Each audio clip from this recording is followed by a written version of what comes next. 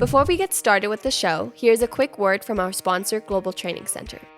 As trade compliance professionals, you want to make sure that your procedures and documentation are completed as correctly as possible to avoid any delays and possible fines. We provide a range of trade compliance courses that will fit your needs. From in-person or web training to recorded on-demand courses, we can train one or even thousands on your team through your learning platform or on our portal. We can even customize a private session for your team. Go to globaltrainingcenter.com to find out more.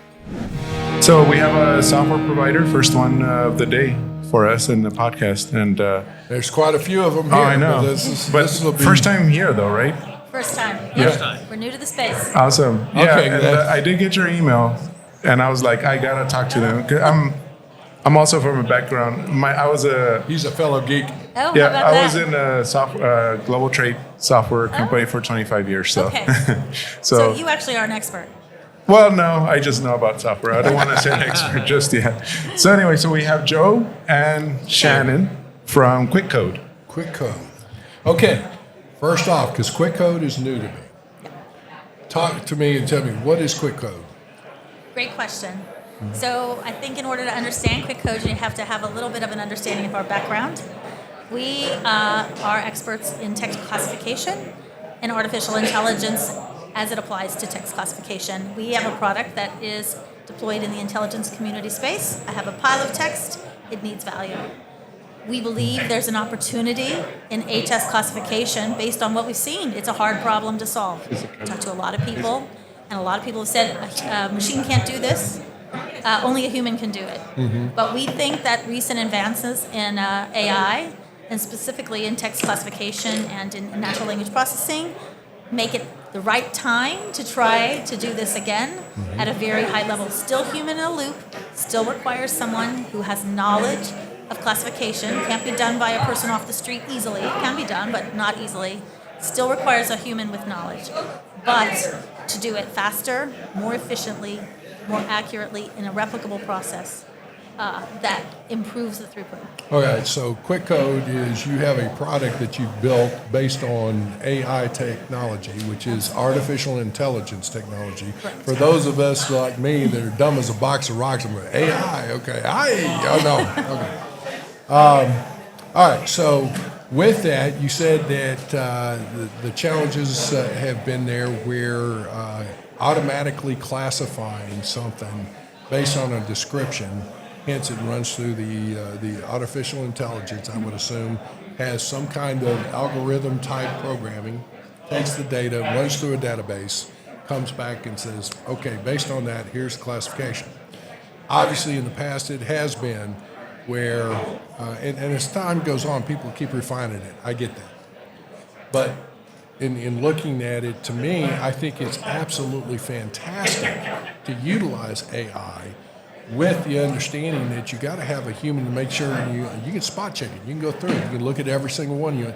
But in my opinion, and see if I'm right in this, it would be easier to look and see if you agree with the harmonized tariff number. So when you're doing an audit of the software, than it would be to go from ground zero and classify it completely on your own. Correct. I'll let Joe answer that question. That's a really good point.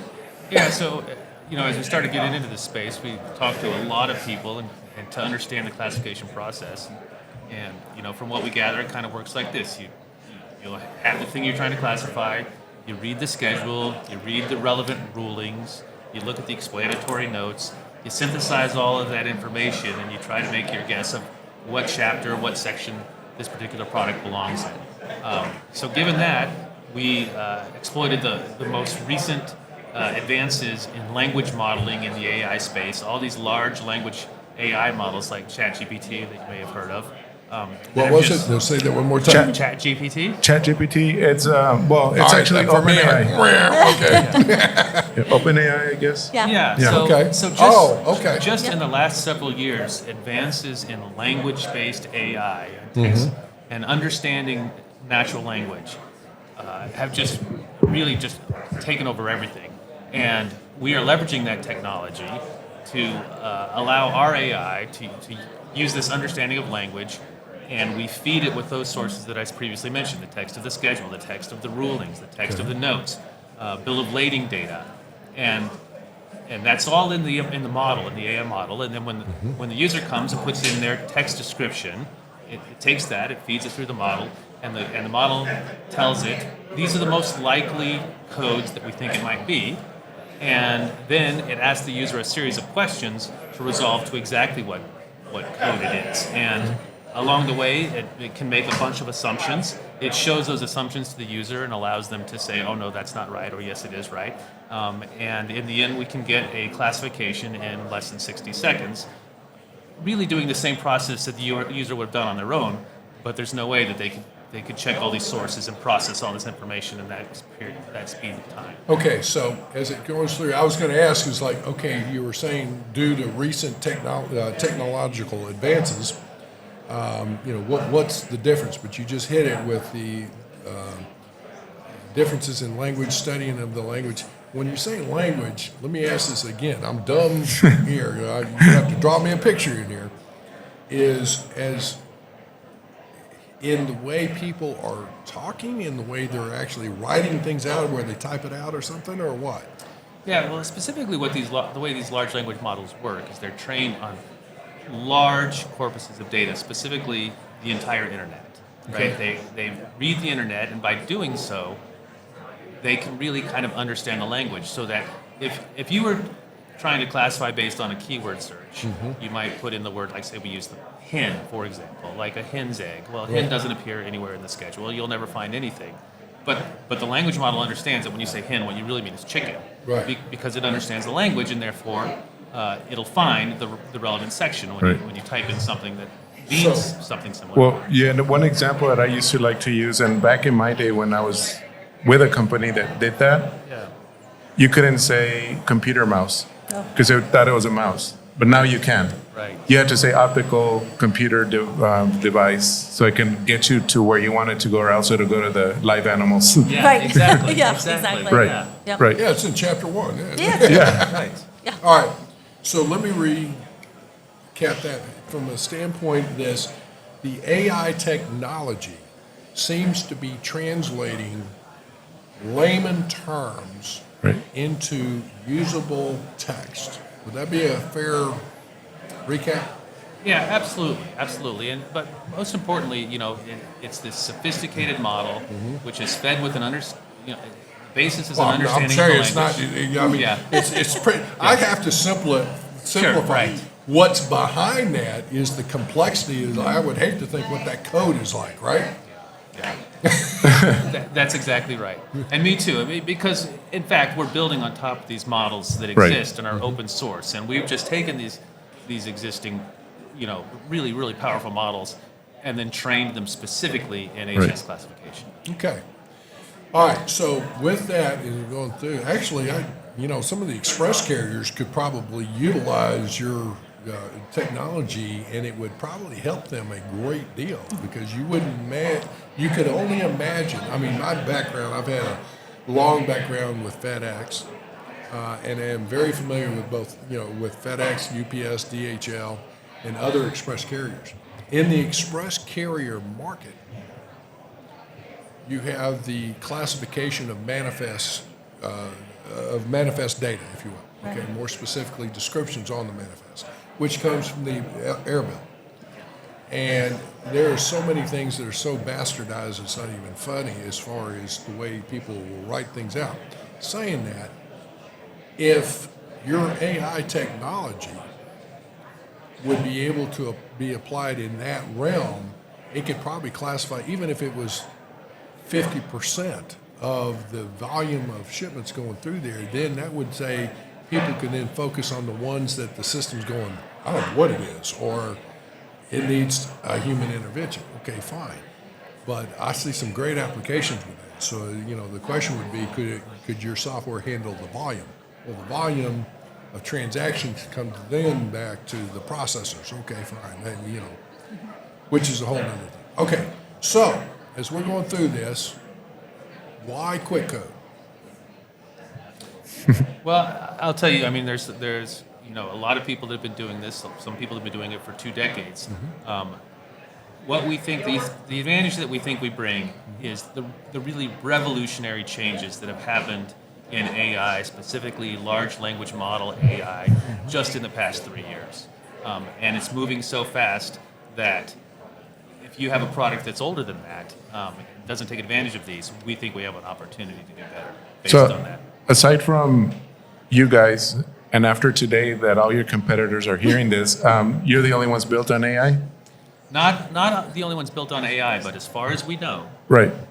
we are the only ones that are taking advantage of these recent large language models. Right. Okay. Well, yeah. Okay. That's okay. So, but after today, you'll have more competitors because they're going to hear this podcast. They're going to say, "Oh, that's a great idea."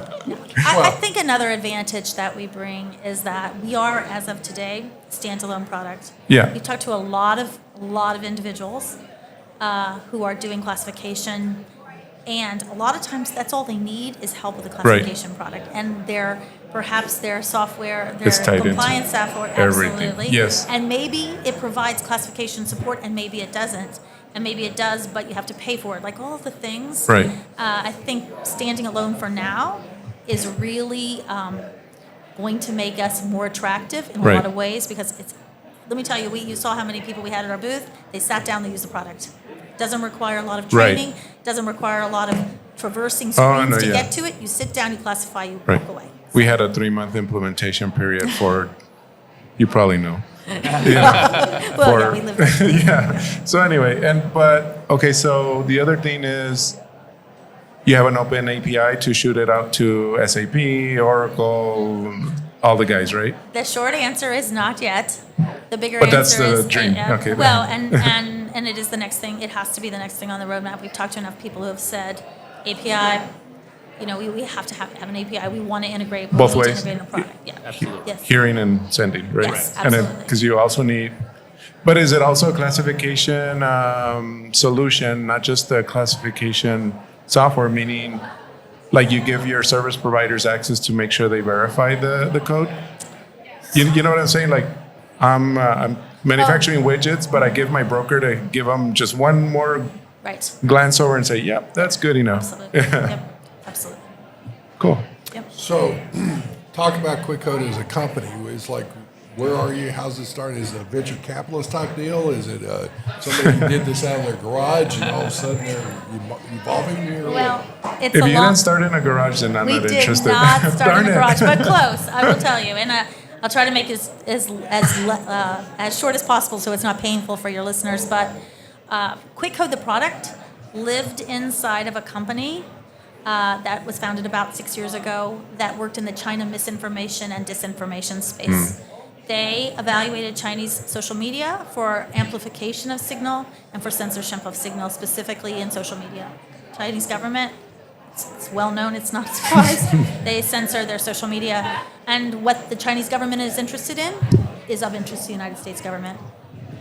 That tool, QuickCode, lived alongside the subject matter experts and the data scientists who did that work. We realized QuickCode had value outside of that space. So you were able to, you're seeing, in other words, here's the code, you see the scenario and being able to apply it in something else. another domain. Yeah. We spun it out 2 years ago. We knew we need to raise some money to give it some love because it was really homegrown for those China subject matter experts and data scientists. Spun it out, raised some venture, and have been working now towards those very specific use cases where we think we can bring value. So that company that we spun out of has also since been acquired. Great story for them, and we have raised our money and we're moving forward. So do you own the code itself of what QuickCode is then? Yes. Yeah. Yes. Yep. So are you a brick and mortar place or what? Where are you headquartered? We're headquartered in Washington, in McLean, Virginia, and Washington, D.C., but we're remote by design, and that is for talent acquisition. Right. In Washington, D.C., the competition for engineers of high quality is unbelievable, and it would be very hard for a small startup to attract the kind of talent right there because there's such demand. So I reached out to Joe first, who I knew his skill set, and he also had a great group of engineers that worked with him, and we have brought them on sort of slowly one by one. So I feel really, really proud of the work that we've done, but it's based on the high quality of the engineering team that we have. So what's your next step here as far as the company and you're obviously, you're displaying here. Yeah. Are you in beta or you're already? We're in beta right now, Okay. so we have about 6 more weeks of beta. I would Okay. say we're having we hope to have an MVP. We have an MVP now, I Right. would say, but we have an MVP Yeah, really it's- available in the next few weeks with some more features, and then a commercial product by Cool. the beginning of the summer. MVP. Minimal viable Notable product. I'm Okay. sorry. No. So sorry. No. Actually, I'm doing that on purpose. Yeah. We probably need to pull down the gain a little. Is that? Anyway, as far as for our listeners, okay, I'm just Yes. being a little bit of protective. I know. Now I'm using that as a cover for my own dumb idiocy. Like I'm not that smart. So, okay. So with that, and as you're going through, what about ICPA and displaying here? Have you had some good, feedback here? Have you had some? Has this been good for you, or what? I've done a lot of trade shows in my life, and this has been the best experience for me. Good. Because we have a great story to tell, best story I've ever had to tell, and we've got a lot of people that are really interested, and we don't even have a product yet. I mean, Right. We do have a product, we don't have, we're not selling it yet. Yeah. And so it's just been really tremendous. Did the timing of ICPA kind of like accelerate this a little bit more? Well, someone had turned us on to ICPA. Yeah. Someone Right. had said that ICPA is the place you need to be, and so we I agree. use that as a place to drive to. Yeah, I agree. We had no Yeah. idea. To be clear, we didn't know, but we said, okay, we'll take advantage of that. Yeah. Well, to have this many compliance-related people in one conference is phenomenal. This is a great business opportunity for companies and in the sales and all those kinds of things. And so I would say this has always been a very good one to generate sales interest, if you will, and all that. So, that would be one of those things. Hopefully you're over there like, this is new, even from an investment perspective. But I would say one of your markets, in my personal opinion, as I just said, you need to be knocking on the door of the express carriers, Yeah. all the three ones. Yeah. The other thing would be potentially with the EAA, the Express Association of America, is a good organization that's in that on a global scale, but in the U.S. As well. So there's some Great opportunity. advice. A pearl. Thanks for the pearl. There you I go. appreciate it. Yeah. So, it's like this is one of those things too. There's lots of competition out here. I'd see maybe another scenario here. What about utilizing your software? Would it be possible at some point to look at it and say, okay, I've got a website. Let's say it's somebody that is. I don't know. They're offering online sales. Okay. Yep. E-commerce. E-commerce. Yep. As they're filling out and say, I want to order this and this and this, would your system be able to take that and help classify those goods in that kind of a scenario? So if we think about the segment of the market, the segments of the market, right? There's the customs brokers, the third-party logistics providers, the freight forwarders. There's that group. There's importers. Certainly, the e-commerce providers are a segment of the market. They will require some more specialized integration if we think about how many there are. So it's also not the segment of the market that we want to go after first, because customs compliance, whether it's a broker, et cetera, they have the operators on the ground with high volume. And we're trying to really make sure we have the AI fine-tuned. That AI needs to Right. be the best it can be if we're going to win this game. Right. We know that. So, yeah. Nice. Well, I was going to say with the Descartes and the what used to be, I don't know if they still call it customs info or not. They still refer to it as that, yes. Is they have a excellent product, but this would be one of those things I could see would even enhance it. So there may be some other things. So anyway, saying all that, again, you're a startup. You're out there. You're looking at knocking on doors to say, hey, we've got a new product or potential product. Yep. What are the applications that you could put into it? So I see all kinds of things that you could do with this. Yeah. I will say this has really been an amazing experience. The community has been so warm and so generous with their time. So many people have just sat right down in front of the computer Right. and tried it out. And it's really been very beneficial. And we're working on it, right? Not everything classifies perfectly. Oh, no. We don't have the perfect product yet. Right. That's why we rely on beta testing, right? To Right. say where are the holes. So, Yeah. but the experience so far, even after one day, Well, it's really catching, has been great. It's catching a lot of people's attention. I mean, right now, we had that speaker on over there, and that lady over there heard it and asked for your information Oh, good. and Excellent. started taking pictures of your business card. So I'm telling you, it's very appealing. So Terrific. That's terrific. We're really grateful. That's exciting. Yeah, it is exciting for us. Yeah. It's exciting for our whole team. Oh, yeah. They really have. I bet. What would be your biggest challenge here as far as your next step goes? I don't know. Jody? That's a good question. I mean, we have features that we need to add, right? We really do one thing, and we do it pretty well. We want to do it perfectly, but we also, people are like, well, does it do this? Not yet. Does it do that? Not yet. So, just kind of getting our arms around what is really the right feature set, and figuring out how to get the thing into the market. Right. What's the channel to get to our buyers? That's really, I think, the biggest Right. challenge for us. And to that point, I've talked to quite a few people here who are interested in being design partner type, which is help us figure out what is the most valuable Right. next feature or set of features to put on. We have ideas because we're idea people and that's what we do. But we are not the people on the ground. And I'll tell you, just watching people use the product, hugely beneficial. Oh, yeah. You get tons of ideas there yeah. anyway. Yeah. You've already been like, yeah, we got to fix that. Yeah, we got to fix that. But also, where is the best investment? Because that's where we're going to be the most successful. Right. Well, all right. So, by chance, do you have a patent on this? A good question. So, as it happens, I am married to an intellectual property attorney.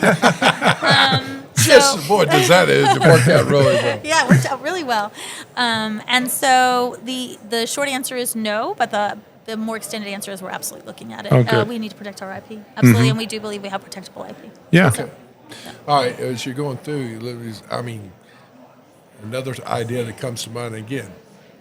I'm just a dumb country. Pearls. boy, I'm taking all all right? your pearls, absolutely, Andy. Every one of them. But the scenario there would be potentially to license what you've got. Yeah.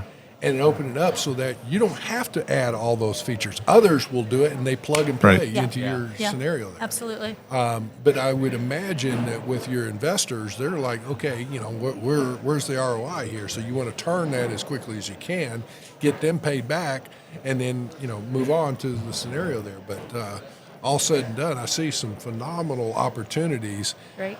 even from a marketing standpoint. Because the other scenario here is you're right now developing this. It sounds like from a U.S.-centric perspective. Absolutely.